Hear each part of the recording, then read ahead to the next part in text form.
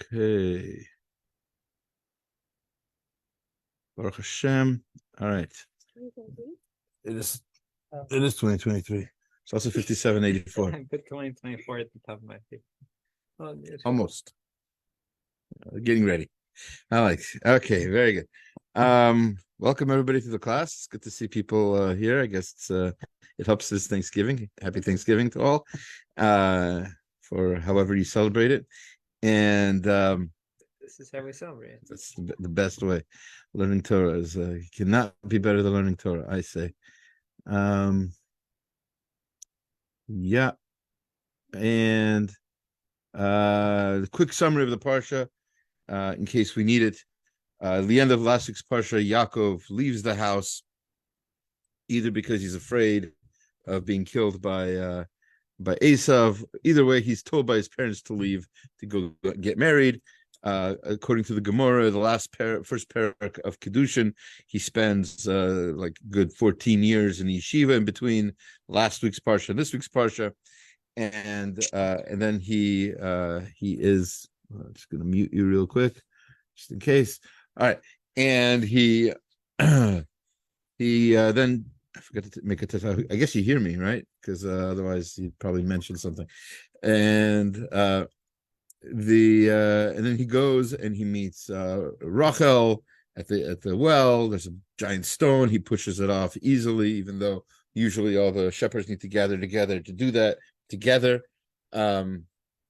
And he then meets his future father-in-law, Lavan, who tricks him into marrying Leah before Rachel because Leah is older. Leah has a number of children. Rachel becomes, call it jealous, call it inspired, whatever you want to call it. She also wants to have children. She has a handmaid, Bilhah, whom she gives to Yaakov, and then he has children through her. Rachel is not the children's biological mother, obviously. So how does a handmaid situation work? It works because, as Rav Hirsch explains, she's educating the children, and educating the children is half of parenting. And probably the harder part of parenting is the educating of the children, and Rachel becomes the mother in that sense, because you're not just a mother and father just because you have children. You're a mother and father if you educate your children. So that's what she does. She educates these children, and they become eventually all 11 of the Shvatim, and one of the daughters, Dinah, is born in this week's parsha. And the youngest, last of the 12 tribes, Binyamin, is born in next week's parsha at Rachel's passing, as we'll see next week, God willing.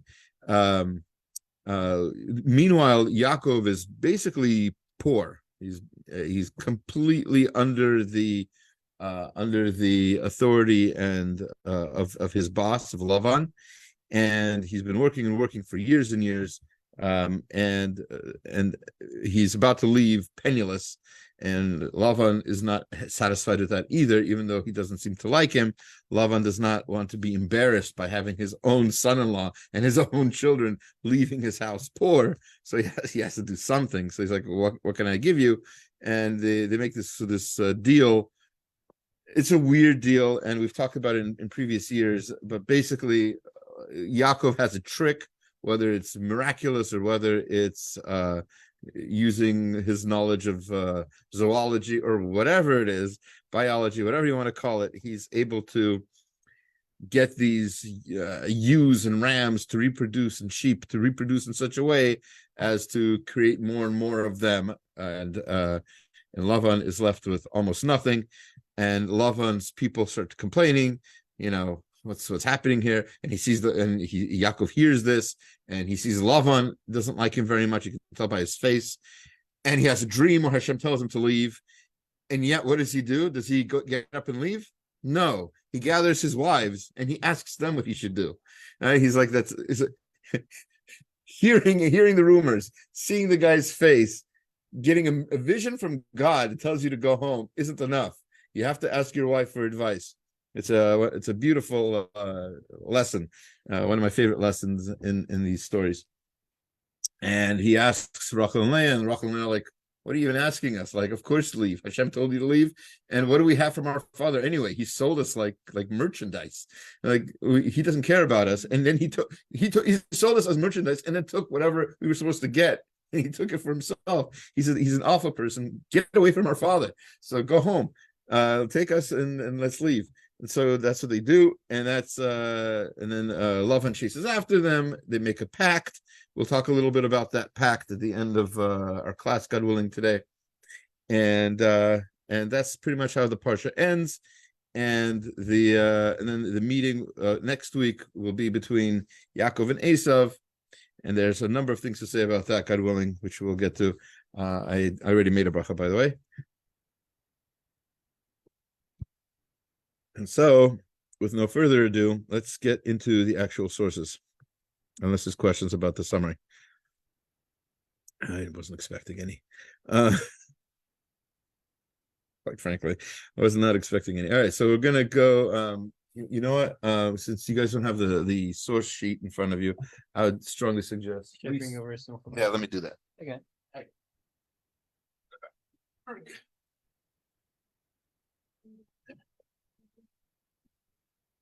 I'm back. All right. No further ado. After that short intermission. Yeah. Okay. We're going to look at 25:10. It's the very first pasuk in the parsha of Vayetzei.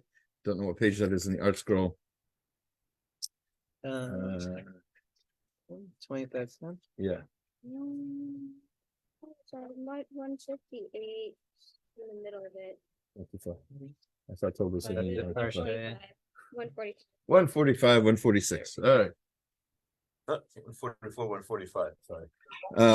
Okay. So 25:10. Vayetzei Yaakov and Beersheva, Vayelech Harana. Yaakov left Beersheva and went to 28:10. Hey. Unless I'm in the wrong one. Oh, it is Chavchet. No, you're right. 28. 28:10. Sorry. My screen has my screen has cracks, so very inconvenient crack right there, right in the place. Yeah, exactly. No kidding. Anyway, Yaakov in Beersheva, Vayelech Harana. He left Beersheva and he went to Haran. Should really look into something tomorrow at the Black Friday sale. Get a new screen. It's terrible. Okay. You want to see how bad it is? Doesn't get worse than that. You didn't see that? It covers like the whole area. Yeah. Oh dear. Ooh, the black. Yeah. Yes. Right. When did it happen? I think somebody stepped on my computer at some point. I blame the dog. Okay. Anyway, so Vayetzei Yaakov Beersheva, he went to Haran. A lot of the commentaries try to understand what it is exactly we're talking about when we have to mention both of these things. Usually it says he left a place. Usually there's another pasuk that says he arrived at a place. Here he left and he arrived are both in the same pasuk, and that always sparks the curiosity of different commentaries. The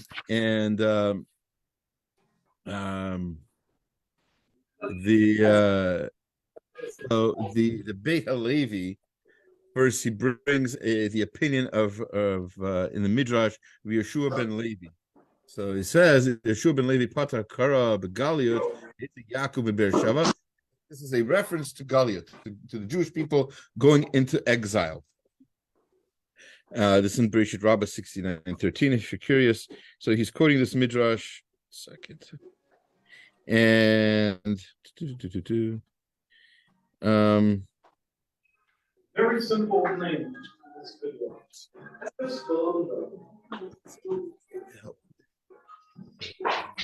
There we go. Okay, that helps. Okay, I'm back to this. Okay, so he brings. Actually, it's a Rashi. Rashi quotes the same pasuk in this midrash. It says that this verse alludes to us going into Galut because it says he left and he went into. So his leaving Beersheva means like he's being. There's a verse in Yirmiyahu that says, "Send them away from before me and let them leave." So like sending and leaving. So there's a reference there to to Galut, and then it says, and he went to Haran, alludes to a verse in Eicha, in the beginning of Eicha. It says, for Hashem brought agony on the day of his wrath. Haron, so it's like Haran, right? So there's a connection, there's a relationship. So this is a reference to our leaving Eretz Yisrael and going into Galut. That's what he says. But as you may know about the Beit Halevi, he's not satisfied with this. With just because the Midrash says so. So why does the Midrash say this? What does it mean? Kavanat HaMidrash, the Mefarish Kol Masha Katuv BeYaakov, who similar banav b'Galutam. So the Midrash is somehow is indicating that everything that happens to Yaakov is really a simin lebanim, where there's a concept throughout the commentaries, and the Gemara also says several times that what happens to our ancestors, especially Avraham, Yitzchak, and Yaakov, is going to be somehow repeated in history to their descendants, and that's to us, obviously. And that they're going to be sent to a land that's not theirs, just like what happened to Yaakov is going to happen to us. It's exactly what happened. Vayetzei Yaakov. The whole point here is the Eretz Yisrael b'kedushato eino sovelet aleha over avera. Really, what the lesson this is trying to teach us is that the land of Israel does not accept avera, does not accept sins. You cannot sin in Eretz Yisrael. You can't really sin anywhere, but especially according to people like the Ramban, our mitzvah and God forbid not mitzvah observance is amplified in Israel. So that's part of what the lesson here is that Yaakov is being kicked out from Israel. In a sense, he sort of deserved it, and the things he's going to do outside of Israel are not things he can do in Israel. Why is he being punished? So he doesn't say, but you could definitely see that how he got the brachot was not 100% kosher. If their commentators say it's not at all kosher. Even his mom told him to. Yes, but you don't have to listen to your mom when she tells you to do something wrong. So, like Rav Hirsch, for instance, writes about this, and it says that this was a mistake. She should not have told him to do this, and he should not have listened to her. And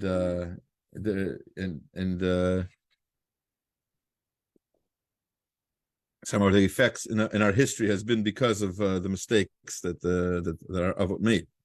Hey, that's last week's parsha.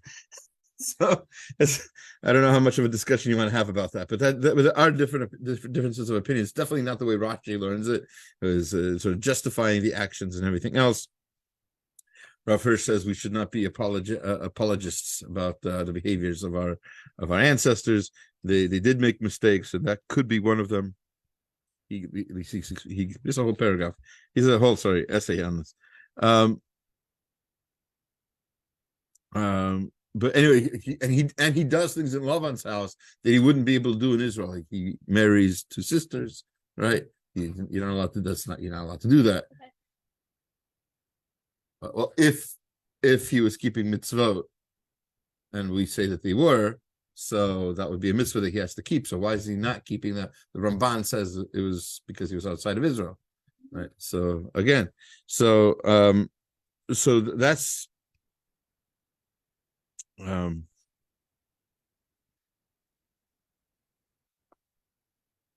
So that's all part of why this midrash is an indicator of our history, and he has a lot more on this, and I'm not sure I wanted to focus too much on that, but I just wanted to point out that even midrashim like this, they require some explanation, some thought. It's not just like, oh, there's a word here, there's a word there, so it somehow symbolizes our galut. It's what is our galut? Our galut is a punishment. We don't or didn't deserve to be in Israel. We didn't deserve. Yeah, okay. We and for whatever reason, and we are. And on the other hand, it's an opportunity. Being in Galut is an opportunity. We're able to do things we're not able to do in Israel. And That's a good thing. yeah, of course, it's a good thing. Yeah, that's what at least from the perspective of if we're in as the Gemara says, we're outside of Israel in order to inspire the people around us or to bring in people. We couldn't necessarily be doing that if we lived in seclusion in Israel. So for better or for worse, it's obviously there's a very, very I don't have to tell you, there's a very difficult balance that you have to strike. That I was at a conference about a year ago, right? And there was somebody speaking there from a Kiruv organization, and somebody asked him if he ever plans to move to Israel. And he said, "Yeah, when I'm Makar of everybody, when I'm done, I have a job to do. I'm in Kiruv. I'm bringing Jewish souls back to Judaism." So he says, "Oh, so you're joking? So you never plan on going to Israel?" He says, "No, I plan to go to Israel, and on the plane is going to be all the people I'm Makar of." That's my job. That's, of course, the dream is to live in Israel for everybody, but you have a job to do here. You got to do that job too. So that job is what this midrash is alluding to, that we have things to do outside of Israel, just like Yaakov did, and then we go back. All right, let's skip a little bit to, should we do that? 28:13. 28:13. Not too much skipping yet. We're going to skip a lot pretty much soon. So this is the dream, right? Yaakov has a dream. There's a ladder. There's angels going up and down the ladder. Above the ladder is Hashem. What it means that he saw Hashem, I don't know. None of the commentaries really know. But somehow there's the presence of God is obvious, not just felt. It's obvious above the ladder somehow. Okay. All right, ladders we can picture, maybe even angels we can picture. God on top of the ladder is hard for me to They picture. have the same ladders as nowadays. Yeah, I mean, ladders are pretty ancient technology. You can't really improve a ladder too much. I mean, except for those fancy ladders, stainless steel, and the ones that stretch out and they fold back up and whatever. You put them in your pocket and then you Right. climb a tree.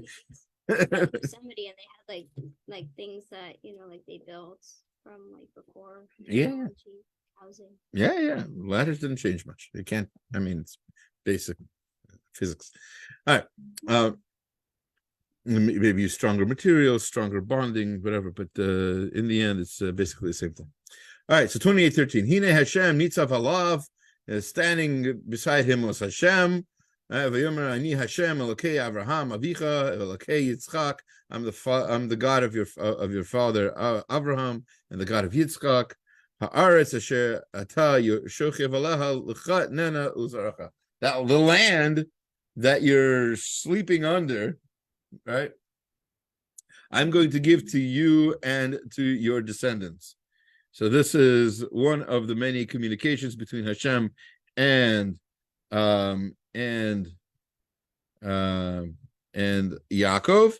And as always, by the way, every single one of the three Avot who had communication from Hashem, their first communication, and they had multiple, their first communication is always about this. It's always about the land is going to be yours and your descendants. Always. The first communication with Avraham, first communication with Yitzchak, and now the first communication with Yaakov, always the same prophecy, that this land will belong to you and your descendants. Rashi says, Kafal HaKadosh Baruch Hu Kol HaAretz Tachtav. Hashem folded all of Israel. There's, I don't know if you want to call it an earthquake, an earth something. He constricted the entire land. Huh?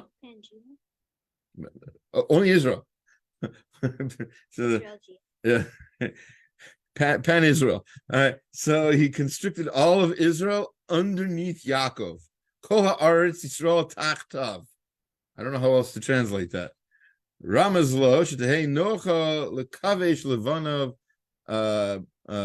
kedalit amad shezeh makomo shel adam.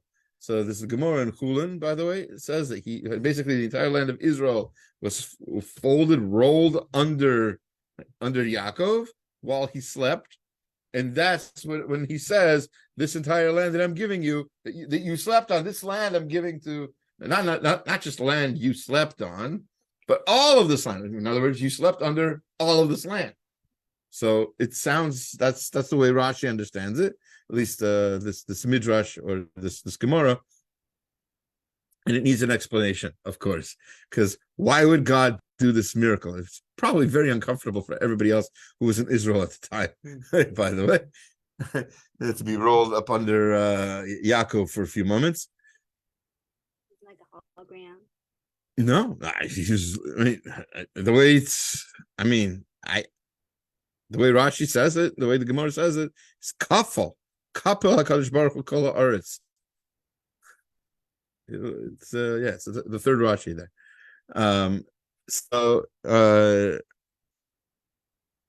The question again is why such a miracle? So the Chidushei Arim explains. He quotes the Midrash. He quotes the Rashi. Kapel HaKadosh Baruch Hu Kol Haaretz Yisrael Tachtav Shchiva Kaimelan be'emet shehu kinyan bekarka. This is how you acquire land.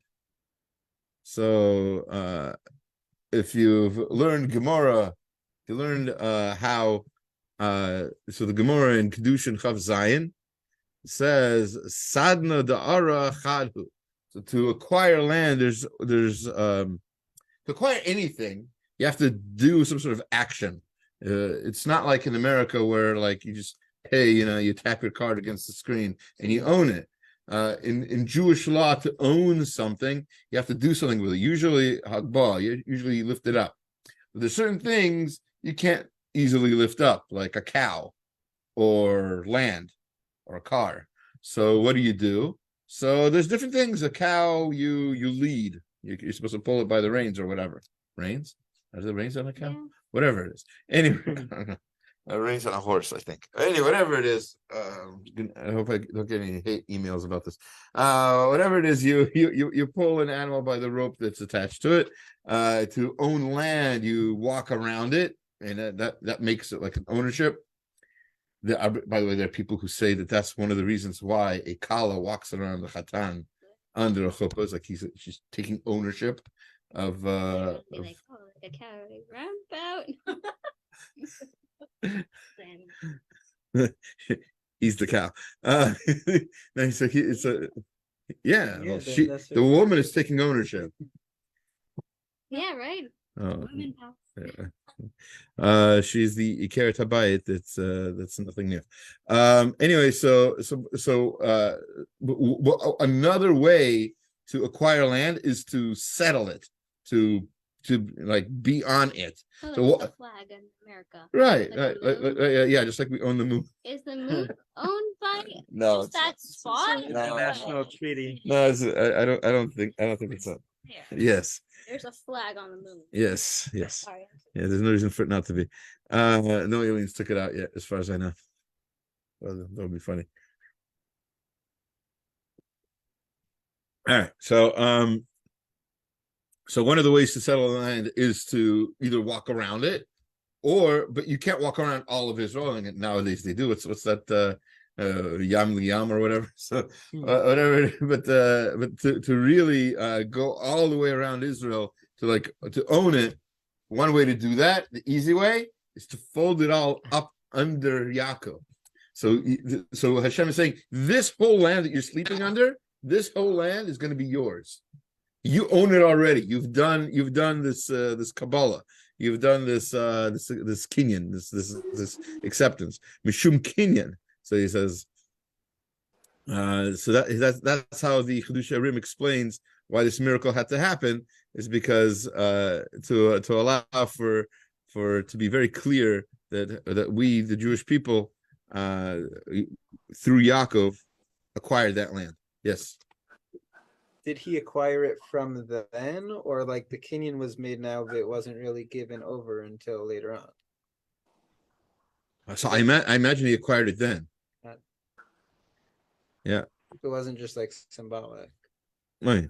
I mean, it's all symbolic. There's no witnesses, no contract, but yes, but it was a promise from Hashem, and but again, we want to intimate at least that such a thing is how you acquire land, also. So we'll learn out. Right. So it's not a foreign concept. Okay, let's skip about 7 verses to 28:20. Yeah, Chaf Chet Chaf. And again, this is after Yaakov wakes up from his dream, and he's astounded and amazed and in bewilderment and everything else. And he makes a promise. Vidar Yaakov Neder. He makes a promise and he says, Lemor imi Elokim imadi, if you will be a God for me, Vishamarani, and you're going to guard me, B'derech hazeh, on this path, Asher Anochi Olech, that I'm walking on. V'natani lechem lechol ubeged lilbosh. You're going to give me bread to eat and clothes to wear. Then I will, basically it says, then I'll be your servant. I'll do what you say, and then I'll give maser. That's the next verse. I should have had that on the list, but it's not bread that. to eat and clothes to wear, is that like the Jews going in the desert? The Jews going in the desert? What about them? Well, they had clothes and bread specifically. Oh, cute. I didn't notice that. It's like, what other clothes? We also got water, shelter. Yeah, but that's good. But the bread and clothes, I remember specifically like a desert thing. Yeah. Like, didn't the clothes not grow down and the bread? Yeah. No, the clothes were miraculous. That's like a onesie that grew. Yes, that onesie. Okay. So the Rabbeinu Bachai asks the question. It's really, first of all, it's unusual that a tzaddik will say something like this, make a deal with God.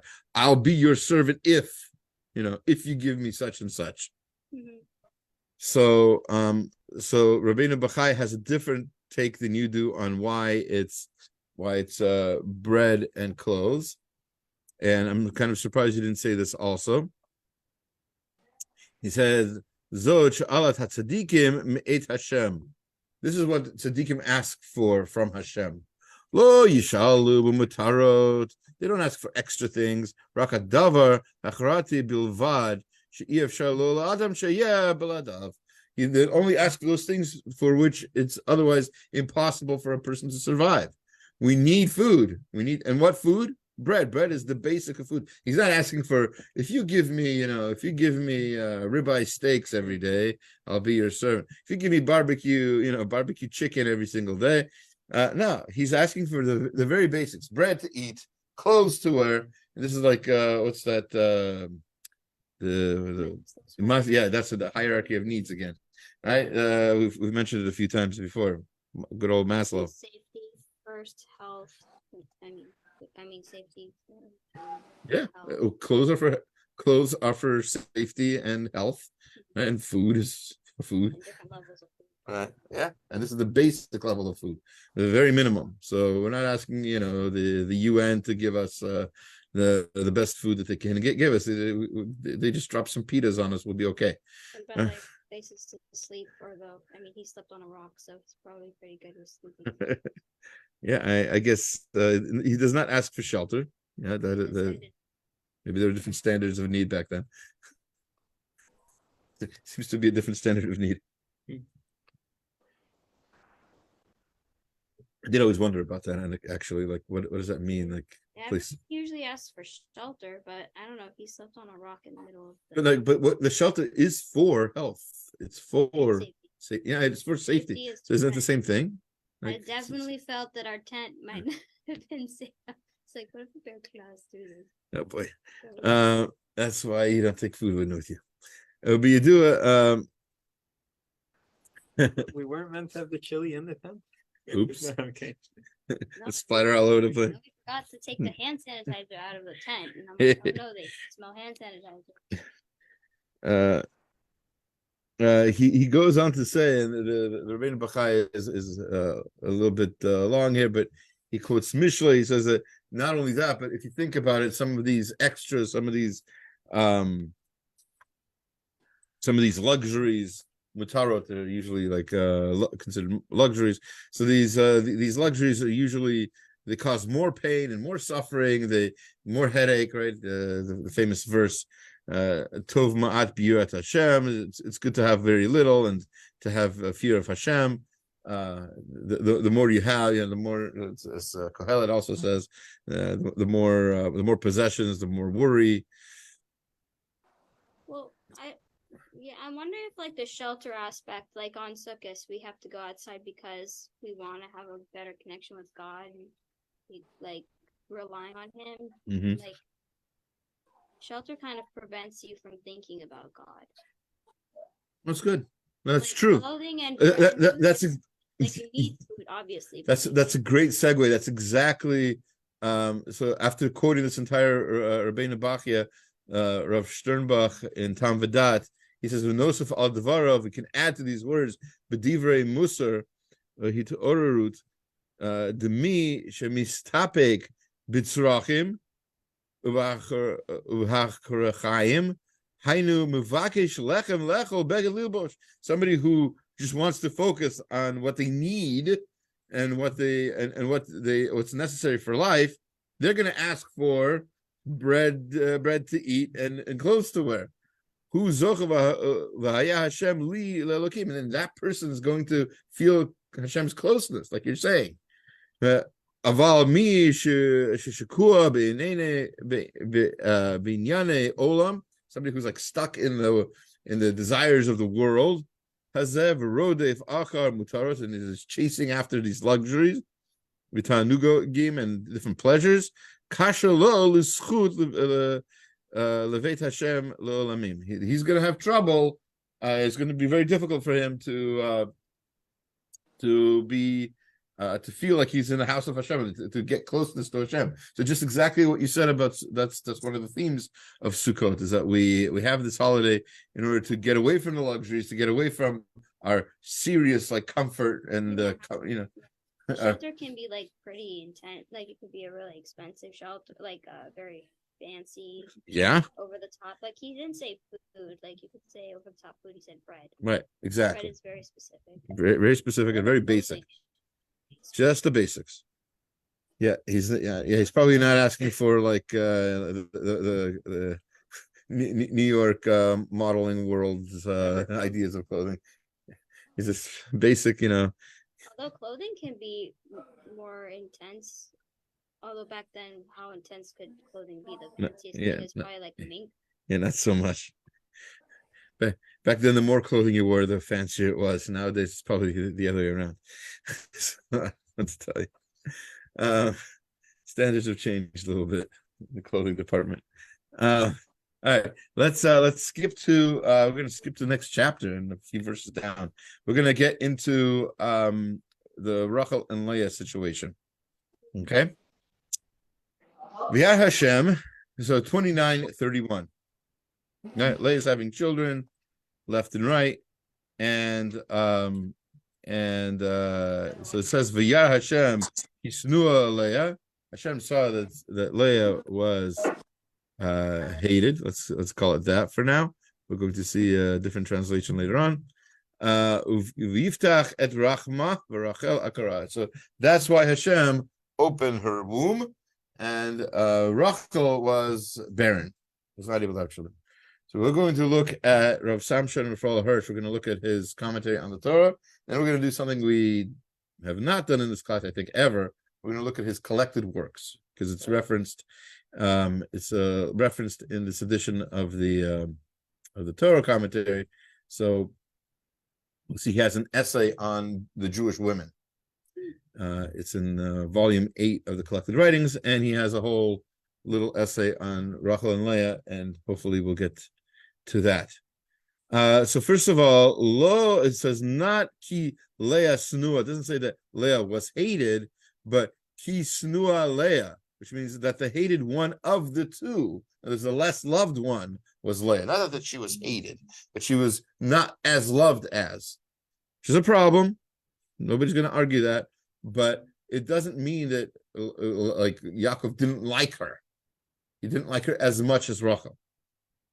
Whatever that means. It's just like a funky situation. It is. Why have your So that's why we're siblings? gonna yes. It's like your sisters, like that's already a very tough. Yes, this is why we don't do these things They should nowadays. fight for socks. Still probably do. Let us know that the main nucleus of the Jewish people did not come from the mother whom Yaakov, as far as the Torah relates, had chosen primarily because of the external impression made by her great beauty, right? So just because Rachel was beautiful, that's not who Hashem chose to bring the Jewish people through. God chose precisely the one who felt slighted and disadvantaged and made her the principal ancestress of his people.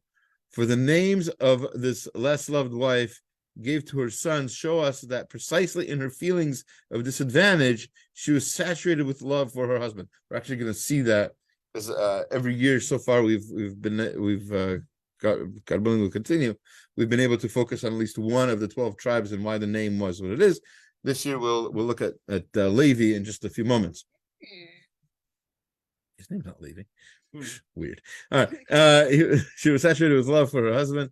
The names show us that she uplifted herself to fully appreciate the role of motherhood in the destiny of woman and the happiness of marriage, and that for both she cast her burden on God, who sees and hears all and causes his presence to dwell between man and women. Her husband's love was her goal, and with every child born to her, she hoped to add another layer to the foundation of this love. It's all about how much she wanted to be loved by her husband.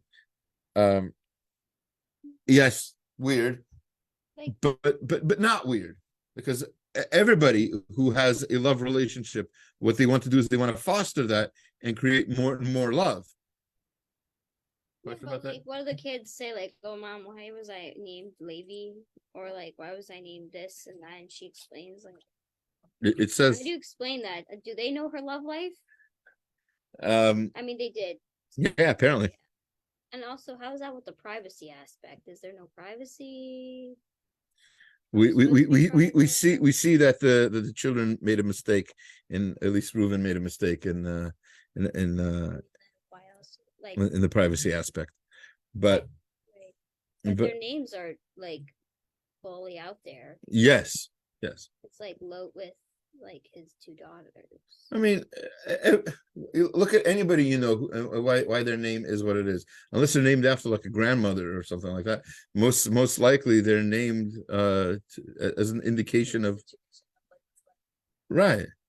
Like there's people I know named after like their favorite singer in the 60s or whatever. You know.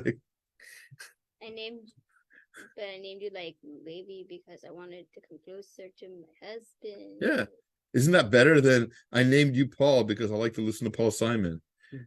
You know, I mean, I'm not judging it, but like,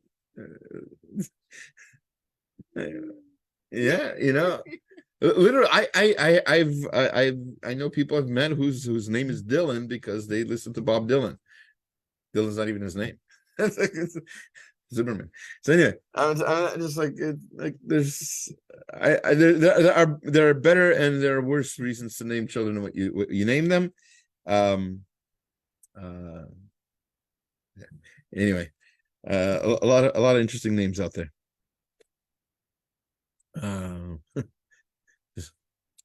Okay, not going to get into it, but it's still confused about the people who name their kids Nimrod. I don't get it. Yeah, it's a popular. It was at least at some point a popular name in Israel. Yes, it's in the Bible. Yes, it's a name, but alas, maybe not the best name. Okay. Anyway, let's continue. So, thus, pure love for husband and children, complete trust in divine providence. These were the basic values underlying the conception and birth, care, and education of the tribes of Israel. Yes, privacy was not the main concern. Pure love, pure, not like sexual, like pure real like love, caring for somebody else kind of love, trust in Hashem. That's what they were trying to teach their children with their names. We love each other, we care about each other, and we trust in Hashem. Like that was like, tattooed on their brains. And that's their names immortalize all the values and assets that form the basis of the Jewish home and the happiness of marriage. And then in parentheses here in the edition it says, "See collected writings, volume 8, page 112." So guess what I did? So just to finish what he says on the Torah there, precisely Leah, the sad one, was privileged to experience joy in her home and in her marriage, whereas Rachel, the contented one, was tested with sadness and grief. All right, so let's get into the collected writings, volume 8, pages 112 to 115. I'm going to skip a little bit the history of how he toiled for them, he worked for them for 7 years, etc. Okay, and we'll start with here. It says, and so both Leah and Rachel became Jacob's wives, but Jacob did not make Leah suffer for being the wife he had not wanted. V'yahav gam Rachel miLeah. It says, to be sure, he loved Rachel more than Leah. After all, Rachel had been the wife of his choice, but note that according to the biblical text, he also loved Rachel more than Leah. So, in other words, he loved Leah, just he loved Rachel more. In other words, his heart went out also to Leah. She was not cheated of her husband's love. True, we read, V'yar Hashem ki snua Leah, that she was hated. That's in the verse we just read. However, this does not mean ki Leah has snua. Doesn't mean that Leah was actually hated, but merely that Leah was the less beloved of the two, as we read already. This slight only had the effect of keeping awake in Leah's heart the true significance of conjugal love with all its fiery passion. This wonderful mother of the Jewish people, the splendid model for all Jewish wives and a mother to follow, realized and understood the magic spell that motherhood, woman's true and most sublime calling, can cast upon a husband's heart. She understood that a wife, as the mother of his children, could perhaps mean more to her husband than she would merely as his betrothed and his bride. And she perpetuated this thought, and thus also the sublime values of the Jewish marriage and the Jewish home and the names she chose for her sons. It was because, as a bride, she had been the less beloved of Jacob's two wives that God granted her the joys of motherhood, so she became the cause of her husband's happiness and pride at becoming the father of happiness and pride at becoming the father of children. After giving birth to her first son, Leah said, God has seen my suffering, and that was why she named her first son Reuven, from Reu. After giving birth to her second son, she said merely, God has heard I am less beloved. The slight she suffered was no longer noticed to the world outside, but she still missed the tone of intimacy in the private words that Yaakov addressed to her. In other words, she heard the difference. She didn't see it. It wasn't so easy to see. It was no longer so obvious as to be seen by others, but she believed that people could still hear from her husband's tone in talking with her that she was the less loved of the two wives. Therefore, she named her second son Shimon, from Shema, to hear. By the time her third son was born, however, she felt that her husband had become bound to her by ties of conjugal attachment and devotion. Therefore, she named her son Levi. By the time of her fourth son was born, she was a truly happy wife. She was filled with gratitude toward God, and therefore she named this child Yehuda. Right? She was from gladness. And we spoke about in previous years how. Are we going to discuss it all this year? I'm not sure. The idea that I don't think we're talking about it this year, but there's Gemara in the beginning of Brachot that says that nobody thanked Hashem until Leah, and then there's a whole big discussion. What do you mean nobody? Hashem? Adam thanked Hashem, Abraham thanked Hashem, Noah thanked. Plenty of great tzaddikim lived before Leah who had the opportunity to thank Hashem. So what does that mean? So we spoke about that in previous years. I think we brought from the Ketav Sofer, if I'm not mistaken, that in previous times people thanked Hashem for miracles. Like the creation of the world, like saving us from destruction or whatever. So, a flood. Okay, that's one thing to thank Hashem for. But what Leah did was she thanked Hashem for something that everybody does. Everybody has children. Not everybody, but everybody up to her point. From Chava all the way down to Leah have had children, or else Leah wouldn't be born, right? So she thanks Hashem for a natural occurrence, and that was what made that unique. What is it? Doesn't she see that Rachel doesn't have kids? Again, yes, I didn't mean to, I shouldn't have said the way I said it.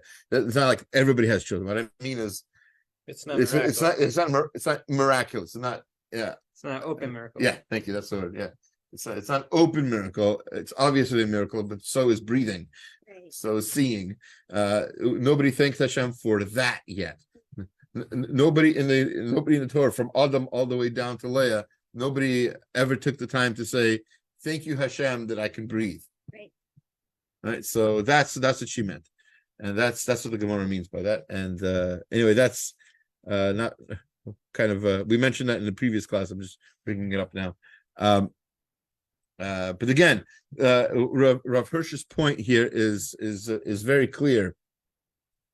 The choice of names for these children was an indication of what the morals were that we're going to perpetuate.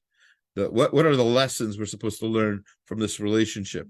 And yes, it's a weird relationship, no question about it, and it's definitely halachically questionable, not allowed nowadays. Let's put it that way. Not even allowed back then, perhaps. Certainly after the Torah, it was not allowed.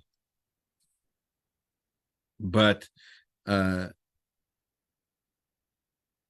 well, all right. So, but we have to recognize that they wanted their children to have these ideas of what love really is. Love is supposed to be about giving and caring and things like that, and they wanted that to be in their children's DNA. That's why they gave their children the names that they did. All right, so let's get to one of the names of the children as promised. 2934. So Chavtet Lamed Daled. This is now her third child. V'tahar Oduteled Bain. She got pregnant again. She had another son. V'tomer Ata Apam Yilave Ishi Eli. And now my husband will become attached to me, whatever that means. But Yilave has the word Levi in it. The shorish of Yilave is Lamed Vav, right?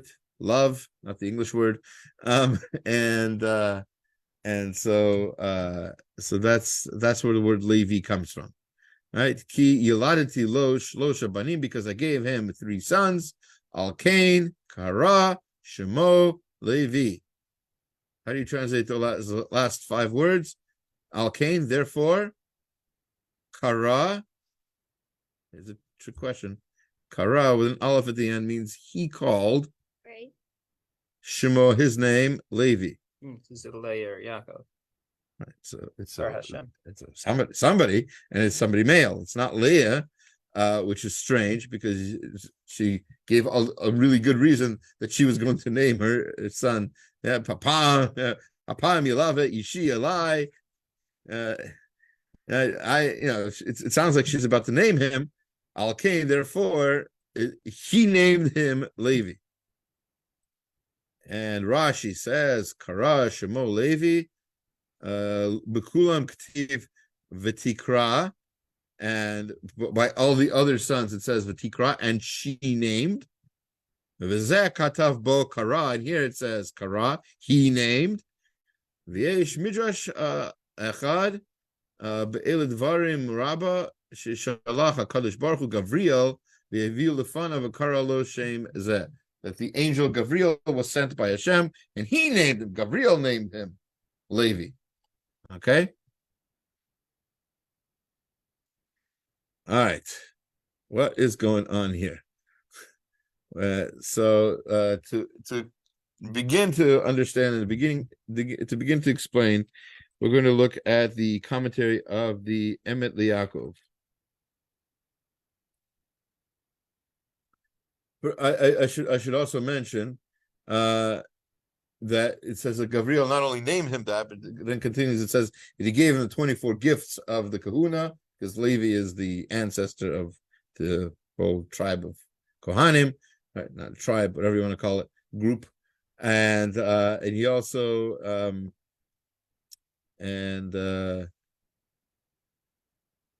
he treated him basically like a Kohen. The Gabriel did, whatever that means for a baby Levi. I don't know. Al Ken Karashim Levi. Here's Rashi. He quotes this Rashi about Gabriel, and then he says, "Nira li yeshiv lefi pshuto." You need to explain. There's like pashut, but like simple explanation. Shall mikra uvda hachi have. So what happened here? Kishenolad Levi, once he was born, the lefi hashbonon shel Yaakov aminu kavuli yod kadosh b'kedushat maser. Could be that Yaakov considered Levi somehow part of the Ma'aser that he promised to give Hashem in the beginning of the Parsha. So what does that mean, to give your child as Ma'aser? It says, Hu kara et shemo Levi. He named him Levi. So Yaakov named him Levi. But is it Tam Shehu, etc.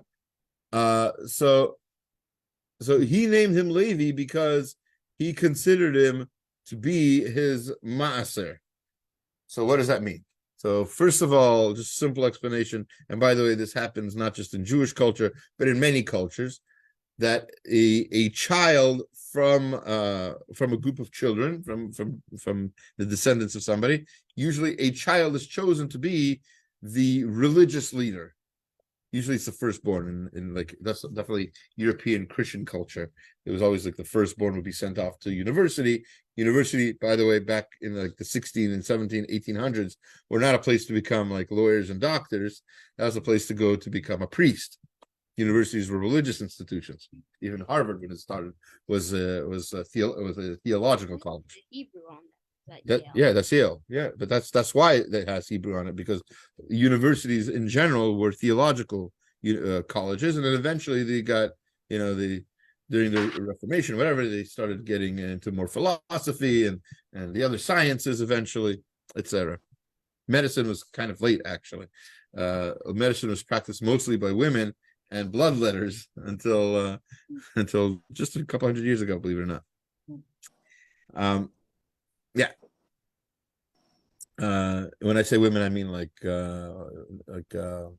nursemaids and such, who knew a lot more about medicine than many of the doctors who trained in universities on cadavers. All right. Anyway, not going to get into all that. There's a whole there's a whole feminist rant I could go on here, but I'm not going to do that. Leah Imenu. Yaakov Kara Shemo Levi. So, but when she saw that or heard that Yaakov called him Levi, she probably heard him. Come on, little Levi. All right, so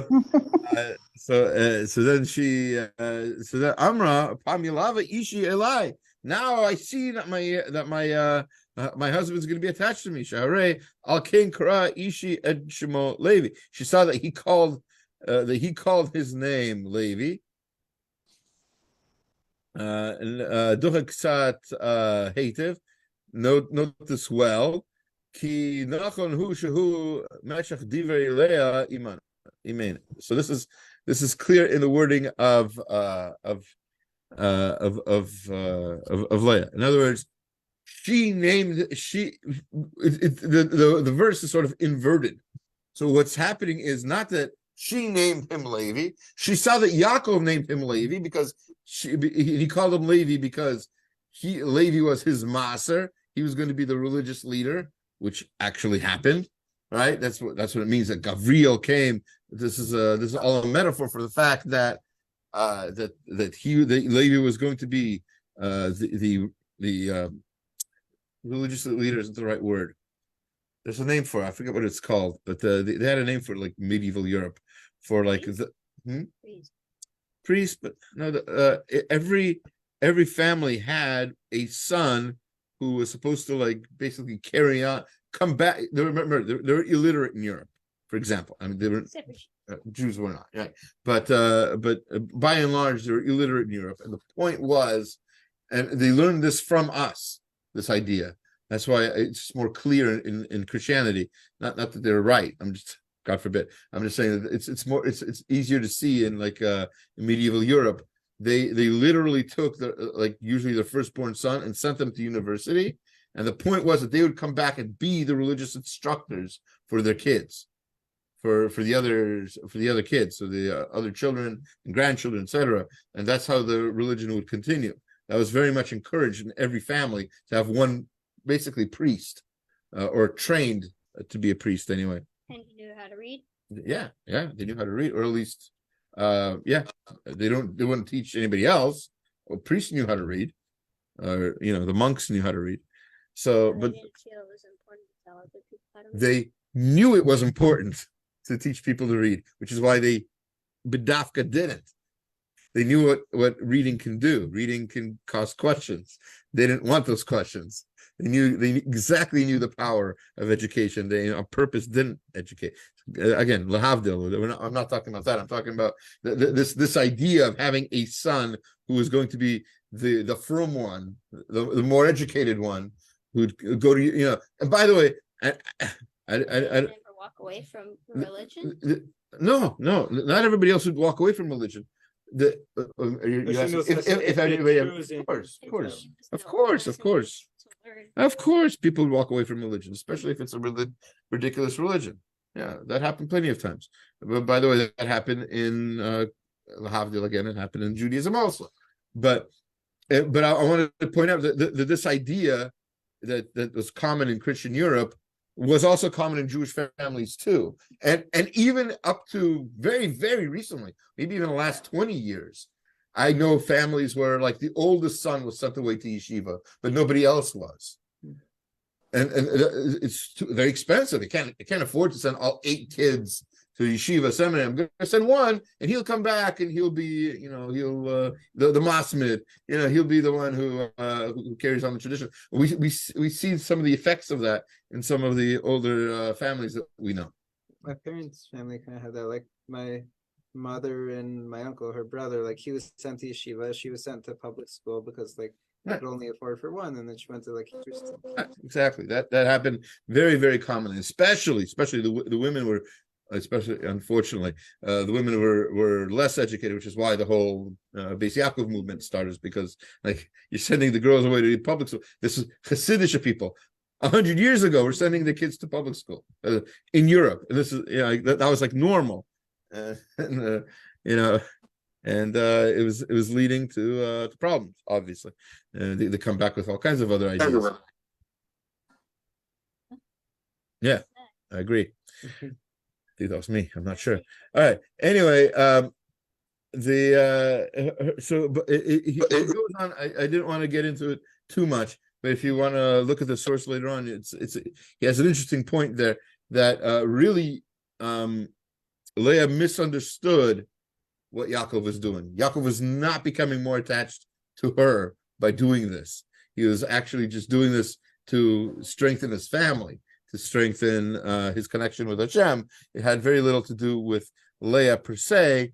Like an echo. Yeah, it is definitely an echo. I'm gonna guess we're just gonna mute that and see if that helps. Okay, let's see if that helps. That she was wrong. It's sad that she was wrong. Yeah. Like when it's like one-sided. Yes. Yes, it is. It is very sad. But the truth is, the relationship built up over time, and she became, besides the fact that eventually Rachel dies, even before Rachel dies, she became basically the main wife. Rachel, in fact, is criticized in that incident where Yaakov asks Rachel and Leah for advice about what he should do. Rachel speaks up first, it seems, And the Midrash points out that that might be one of the reasons why she died early, is because she didn't have the respect that she should have had for Leah, who had in many ways become the main wife. Anyway, go figure.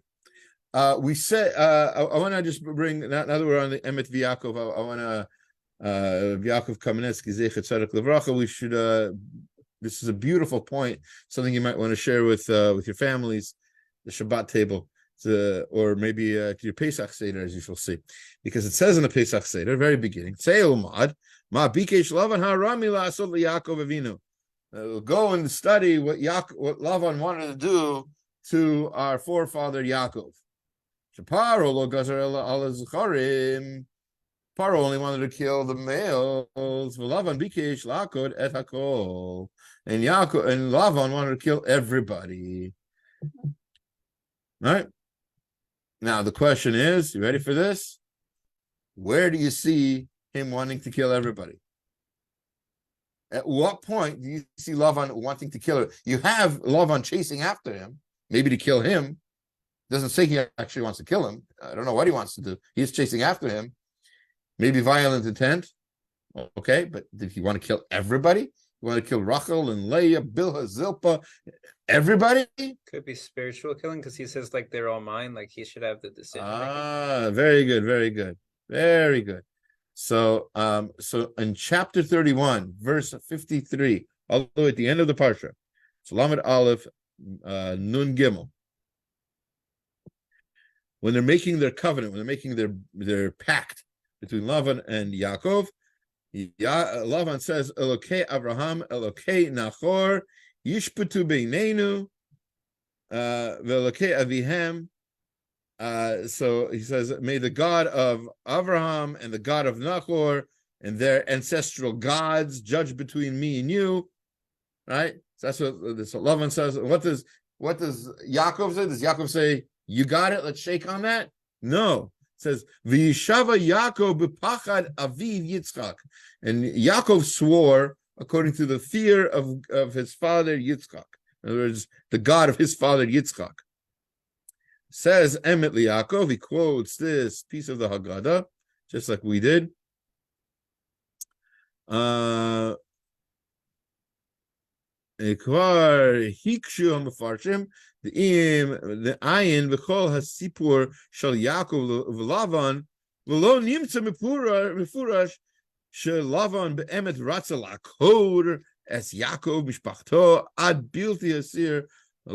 Sorry, you don't see anywhere where he actually wanted to kill him.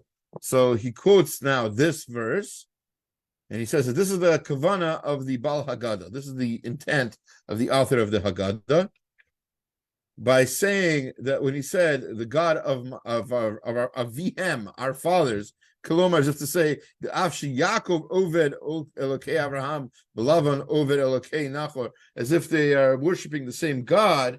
Kol makom shekiven sheshnehem bayim miyuchas echad im kein yesh mashehu meshutaf sheyase ichud v'shiluv beinehem. That they have something in common. We have a God and you have a God, and it's really the same God. Elokei Avihem, the God of our forefathers. V'hainu shalavan bikesh la'asod ichud melo ben shtei hamishpachot. Once he wants to make a unity out of these two different families, as if they come from the same shoresh, that's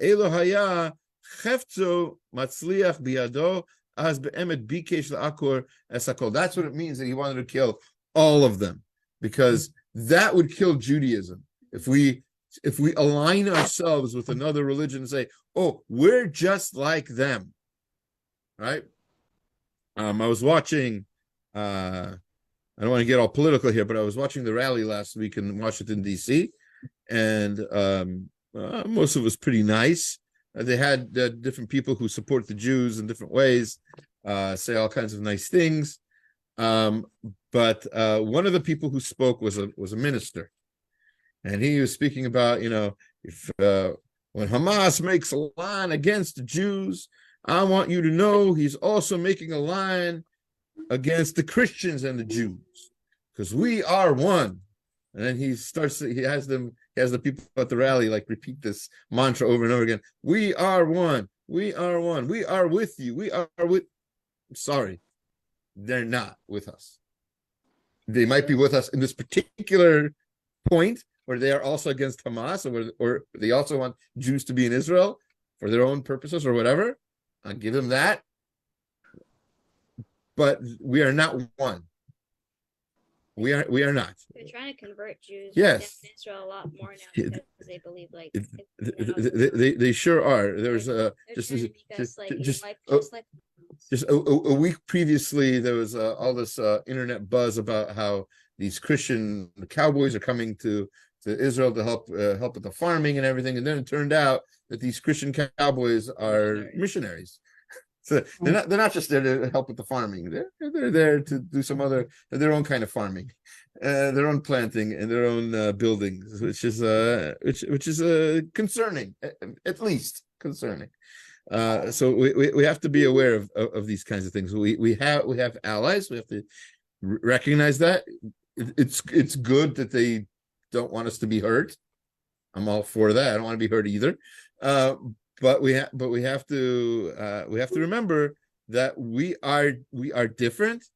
And when the Baal Haggada says that Lavan wanted to kill all of us, the only way to kill all of us is to say that what we believe and what we stand for is the same as theirs. In other words, kill Judaism. We're not for that. We're not going to be one for that. I'm not going to agree to that. And it's concerning, and it happens more often than we'd like. But again, we have to.